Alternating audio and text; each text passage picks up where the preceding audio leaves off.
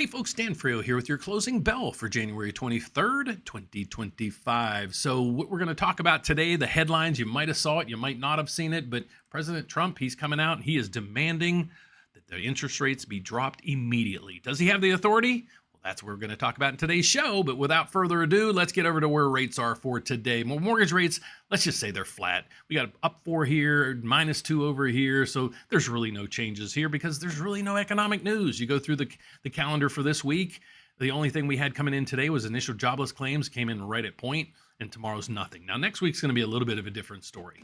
Okay, so let's get over to here. All right, President Donald Trump says he's going to demand lower interest rates immediately. So let's figure out how do interest rates get created. Okay, so what I did is I went to ChatGPT, and I know you guys know I love this thing, and I asked it a question. It says, how are interest rates comprised? Right up through here.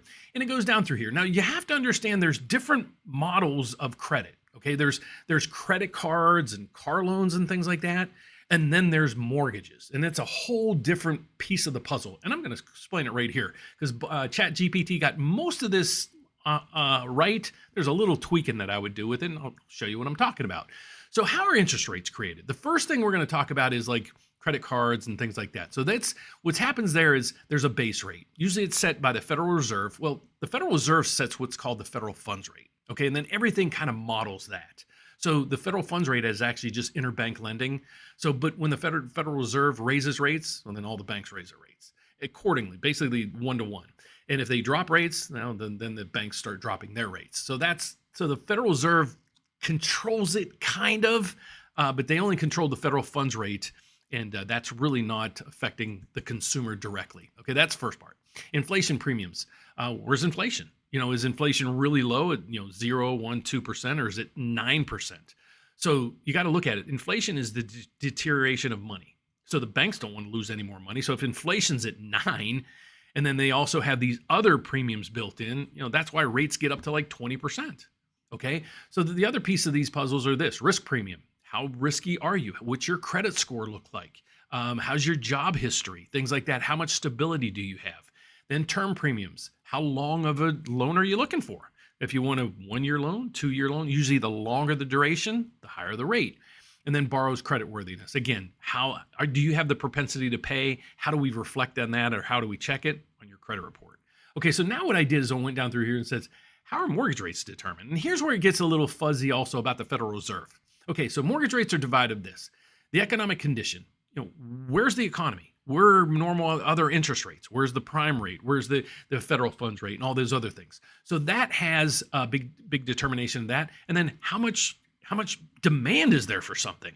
Okay, so like in all economics, it's supply demand. So that's one piece of the puzzle. Federal Reserve policies. Is the Federal Reserve raising rates or cutting rates? Because the Federal Reserve, they affect, again, the federal funds rate, but then all the other interest rates kind of follow suit off of that in one way or another. And it's either by banks just automatically adjusting their rates internally, or the bond market adjusting in terms of what you usually see in the mortgage market. And then right through here, here's where I'm talking. Because this is a mortgage activity, here's where I kind of differ with this. It says bond market, okay? The mortgage rates are closely tied to the yield on the government bonds, especially the 10-year. What? Why wouldn't you just go over here and look at the MBS, which is a mortgage-backed security bond that trades on Wall Street? So a lot of people, when you talk to them, they're like, oh, you take the 10-year Treasury and you adjust to it. Well, they really don't. I guess they know what they're talking about, but you can just go over in here and say, here's exactly what happened today. You don't have to make any other determinations. So that's why a lot of people follow me every day to figure out what's going on with all this mess. Okay, so let's get back to it. And then back to this one also, inflation. Where's inflation going? Now, you want to get borrower specific, and we kind of talked briefly about this throughout this talk. What's your credit score? You got to know your credit score. Okay, that's why I post some videos about going to creditscoresandmore.com and things like that. You have to know your FICO score, the main credit score. A lot of times when you get a free report, it's called a Vantage credit score. No lenders use it, so it's a good kind of model or thing to practice with or monitor. But no lenders are going to approve or deny your loan on a Vantage score. You have to check out your FICO score. Okay, now we're going to go to down payments. This is huge. Okay, so let me look at it this way. If you were lending somebody money, let's put this whole situation. Let me go through this one time, and then I'll give you a couple scenarios. The term of the length of the loan. How far out do you need the money? Do you need it a year? Okay, maybe I can salvage some money now for a year. Do you need the money for 30 years? Well, that's a whole different story. And then your debt ratio. What your debt ratio is, this is where it gets there's a lot of confusion.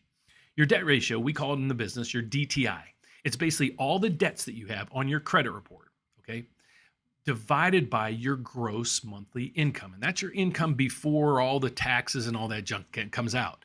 So the lower it is means you have a bigger margin or bigger spread of income there. So you have a lot of money that can go into savings after you pay your bills versus are you just scraping by each day? Okay, and that's a high DTI or high debt ratio. Okay, and then the loan amount. All right, so let me give you a scenario. Let's say you have two borrowers here, and one borrower A we'll go with, is they have one car payment with 8 payments left, the $400, and they have about 18 other accounts that they've had for the last 10 years, and they've all been paid on time, and they've never missed a payment, and everything else is paid off. Okay, they work at IBM, and they've been there for 15 years, making $80,000 a year, and they got a bunch of money in the savings. Okay, you have that person. So they're looking to buy a house, and they're saying, okay, I'm going to put half of the money down, and then I just need money for the other half. Okay, so that's scenario one. Scenario two, we all have this. How many of you have a buddy out there that they never have money? You go to lunch, they don't have money. You do this, they don't have money. So you have somebody that you pull their credit reports, and they're 3 months ago, they were 2 months behind on their car payment. They're a month behind on all their credit card payments, okay, right now. But they do have one account that they're paying okay. And then also the next thing we want to go to is they're buying a house and they really don't have much money. They're going to put down the minimum 3%, okay, as a down payment. And then their debt ratio.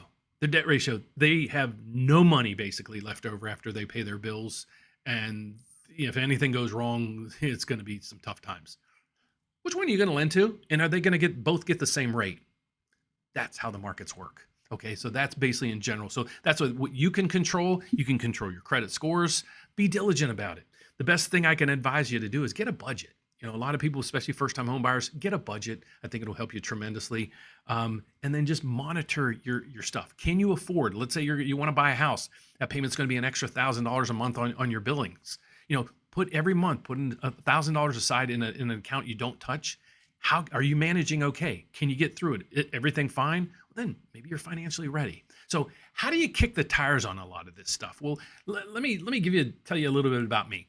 My name is Dan Frio. I'm licensed in all 50 states as well as Puerto Rico. I'd love to be your loan officer.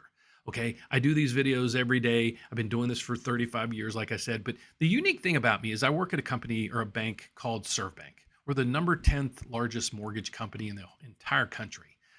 We're also one of the country's largest brokers. Okay, so this gives me the opportunity to say this, and this is my slogan: one application, one credit pool, and we're going to shop your loan to over 30 different lenders. Who else can tell you that?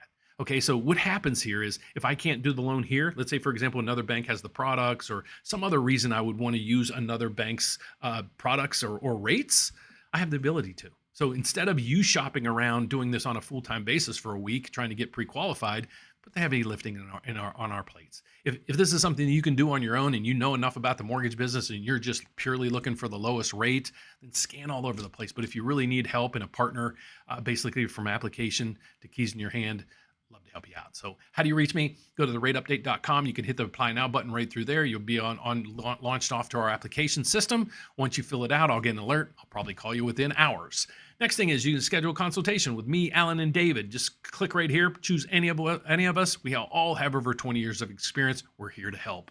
And then the next piece of the puzzle is if you're looking to just call in, a lot of people are doing that, get in the front of the line, you just give us a call, 844-775-5626. Or if you want to reach me personally, just email me at dan@therateupdate.com with your questions, concerns, some help you need. Give me your name and phone number. Love to call you. If you just have a comment, please leave that down below. But if you really need my help, I'd love for you to email or give us a call.